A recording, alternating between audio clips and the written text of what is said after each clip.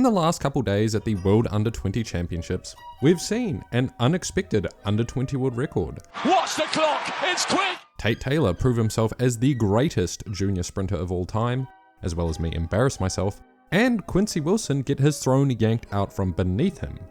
So, let's talk about it. And where else to start but a brand new Under-20 110 hurdle world record. So I first caught wind of Ezra Brown's name only about a month ago when he got second at the US Under-20 Championships. And even then, I only heard his name in passing since it was actually Zach Brox who won that title, beating him by 2,000th of a second. But regardless of the title and times, I don't actually tend to pay too much mind to junior hurdles since they are running on shorter hurdles, 99 centimeters compared to the senior men's 106. And that's what they were using today at the World Under-20 Champs, where Brown, who made himself the clear favourite in the heats, took this race from hurdle 4 and just absolutely nuked it. To come back, also on the near side, Brox, but it's Brown. Watch the clock, it's quick, how quick? Oh, rounded down. And there is a couple things to say. 12.72 is actually an equal world record with Frenchman Sacha Zohar, who is currently now competing pretty well at the senior level. He's generally a consistent global semi-finalist, and the last winner of the Under-20 world title was actually Jacoby Tharp, who took the title in 2024 with a time of 13.05, which wouldn't have actually landed in the medals today because the whole race was just straight up blazing fast. So it's a great run, a lot of potential, but honestly, that's really where it sits for me. Unlike the direct correlation a 100 meter has from junior to senior level, the hurdles are literally shorter. I've already said this. So it's basically an entirely different race. But since Brown is actually 19, and he's been running in the NCAA all season at senior heights, we do have a direct comparison. And yeah, he's a solid hurdler. But that's about it. For now anyway. Am I sounding too harsh? I swear I'm not trying to be. Brown actually raced in the semi-finals at the NCAA Champs, right after Tharp broke the world record, and he came 5th in his semi-finals with a 13.49, failing to advance. And in this race, you can see the difference between him at 99 centimeters and 106. He's really having to fight to get over these, and if I'm being honest, he looks like he might be on the shorter side for a hurdler anyway. To be fair though, he did run quite a few 13.2s this year, which is really teetering just being outside that elite level, one of those times being at the US Champs where he got 5th. And when we do look at the all-time list of under-20 athletes who have ran at senior hurdle heights, he is ranked top 4 ever. But not every under-20 athlete has had an opportunity to run at this height. So yeah, all of this is just to put this world record into perspective, because realistically, it's not quite as solid as any other track events at the junior level, since they're using different implements. But the good news is, he is listed at 6'2", emphasis on listed, unlike Sacha Zohar, the previous world record holder, who has struggled in the senior ranks because he stands at 5'11". Additionally, Brown also very clearly has the leg speed to be elite. So while I am being quite harsh, give him time to develop, and the US adds another fantastic hurdle talent to their already massive pool of athletes. But I guess my overall point is he ain't no Jacoby Tharp.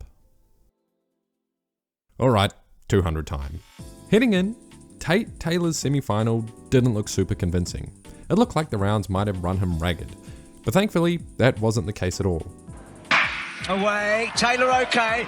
He was actually leading off the curve, and on the straight, he pulled this field apart like a slow-cooked brisket. Now, it's all about the time. How fast is he? Oh, it's so good. And after the 100 meters, what's to be said? Tate Taylor is just that guy. The biggest thing I wanted to mention that it was just such a shame there was none of that Hayward magic to be found, or any of Gaut's wind bending, because 983 winless could have really been a 19.6. But whatever, his time will come. If anything, more so than the time, how he folded this field really speaks volumes. Before Prefontaine, it was all talk about potential. But now this year, he's laid down 4 times under 20 seconds, destroyed the world's best, and now demolished his age grade compatriots like this. So my question is, should he really be going to the NCAAs next year? Right now he's committed to Texas Tech, and on one hand, getting an education while you level up as an athlete is a smart move. Stay in school, kids, a backup plan is important.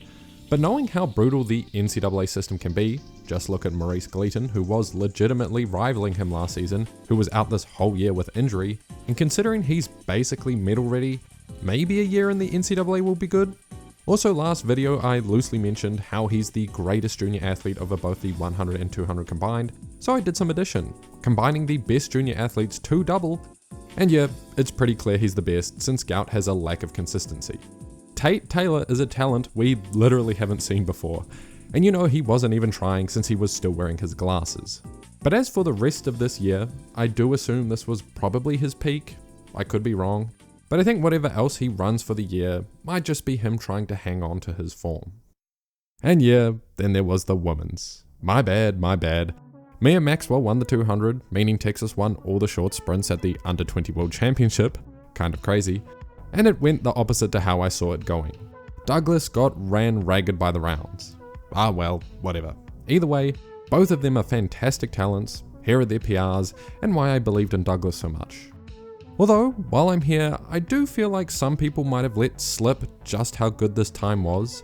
Maxwell's 22:37 is the second fastest time we've ever seen at the Under 20 World Championships, only behind Christine Mboma. And she doesn't really count because she later got barred from competing due to being intersex. Quite a unique situation, but basically this should be a championship record if World Athletics weren't such cowards and would actually remove bunk world records. Now lastly, the men's 400 meter final. My favourite heading in was actually South Africa's Kokomo.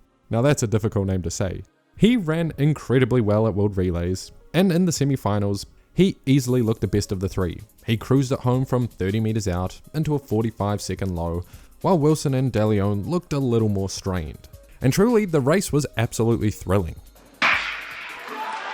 It was fast through 200 meters, Deleon leading the charge in 21:43, before Kokomo, the slowest of the three through 200 meters, took the lead on the straight, just for Deleon and Wilson to charge past in the last 50 while he faded.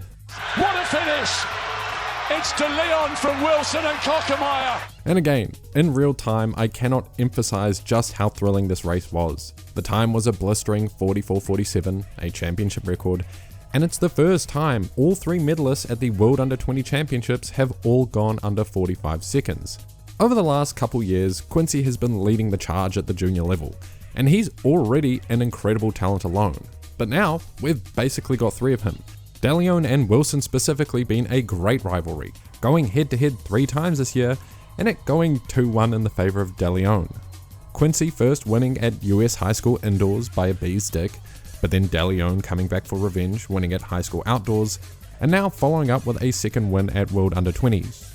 But I won't hold Wilson losing this year against him, unlike some people who are calling him washed, because all week, his actual sprint form has looked the best it ever has. His head has been more neutral, he's had a controlled arm swing instead of wild elbows, and to be fair, his stride has always looked good, but even that seems to be a little less wild out the back.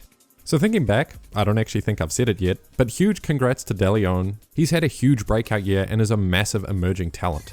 But Quincy Wilson taking one step back this year to fix his form might actually result in 2 steps forward.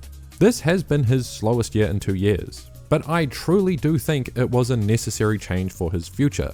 It's one thing to dominate juniors with wild form, but we all know how difficult it gets when you become a pro. All of them were phenoms at one point, and running a pure wild talent was more than likely just not going to fly. So I reckon this was a great move. And these two will also be matching up endlessly next year because both of them are going to the NCAAs. So let's see if Quincy can bring it back from 2-1 down. And yep, that's probably all the World Under 20 yapping for me. European Champs starts tomorrow.